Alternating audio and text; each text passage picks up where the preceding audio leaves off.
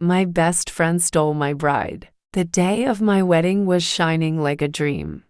Everyone was happy, and I felt like the luckiest man alive. Emma was walking toward me in her white dress, her smile brighter than the sun. My best friend, Ryan, stood beside me, clapping with joy. We had grown up together. He was like my brother, always with me in every part of life. I trusted him more than anyone.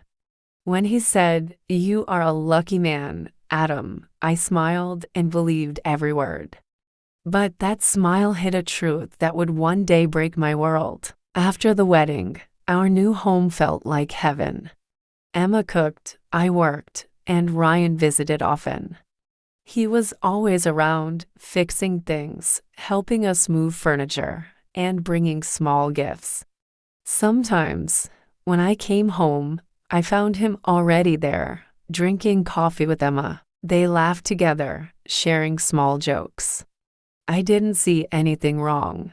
I was happy they got along. I didn't know that small talks and smiles could grow into something dangerous. One night, I came home early from work. The lights were dim, and I saw Emma and Ryan sitting close on the sofa. They were watching something on his phone and laughing quietly. When they saw me, they both froze for a second. Emma stood up fast and said, "You're home early." Ryan gave me a strange smile and said, "We were just looking at an old photo from college." I nodded, but something in me felt strange. It was small, but it hurt. The days passed, and Emma slowly changed. She talked less, laughed less, and sometimes didn't even look at me when I spoke. I asked her what was wrong, but she only said, "I'm tired." At the same time, Ryan started visiting even more. Once, I saw her smile at his message and hide her phone quickly. That night, I lay awake staring at the ceiling. I wanted to believe nothing was wrong. But my heart kept whispering something I didn't want to hear. A few weeks later, I decided to talk to Ryan. We met at a cafe.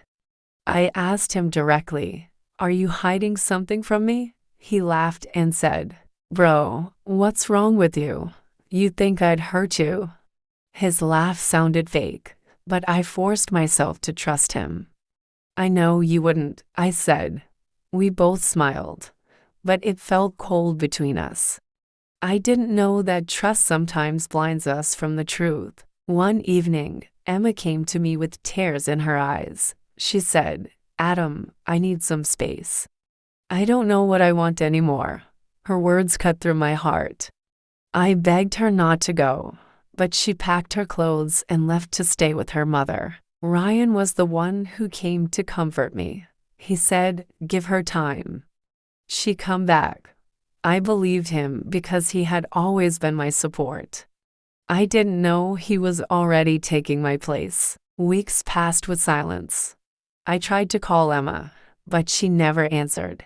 Then one morning, I opened my social media and froze.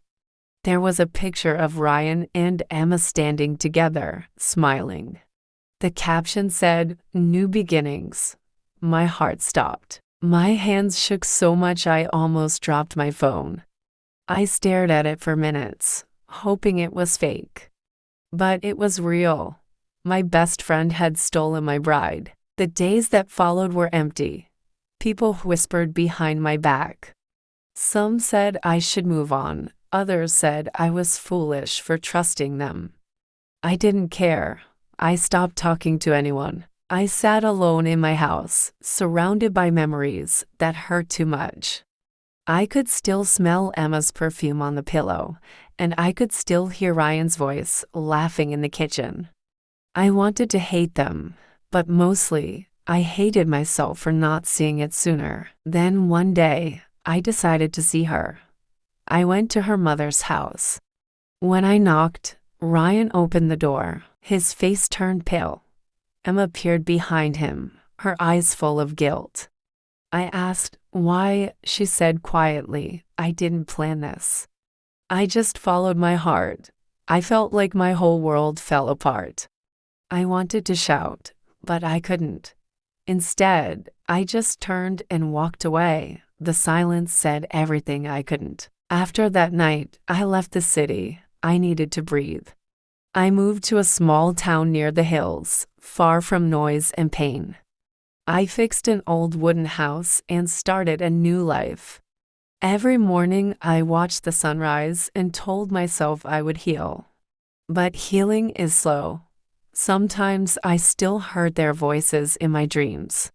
Sometimes I woke up crying without reason. Pain doesn't leave quickly, it hides and waits. A few months later, I received a letter in my mailbox. It was from Ryan. My hands shook as I opened it. Inside, he wrote, "I know you'll never forgive me. I betrayed the only person who truly loved me like a brother.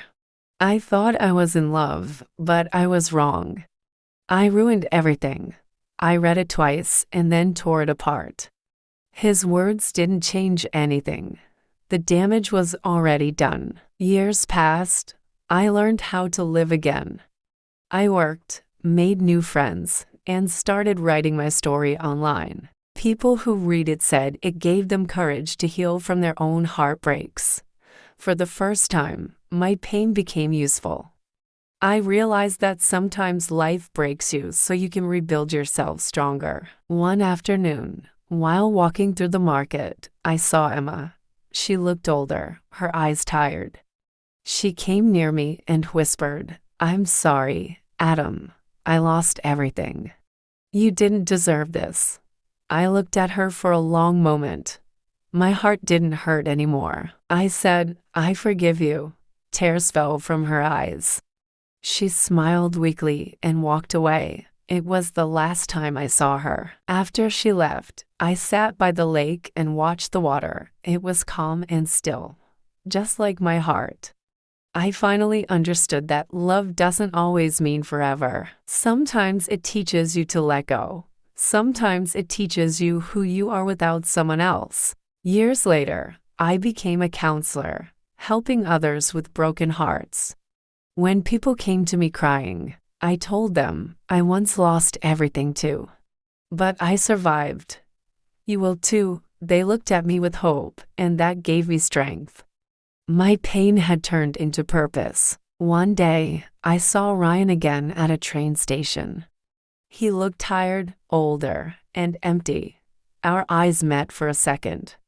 He wanted to speak, but I only smiled and nodded. There was nothing left to say.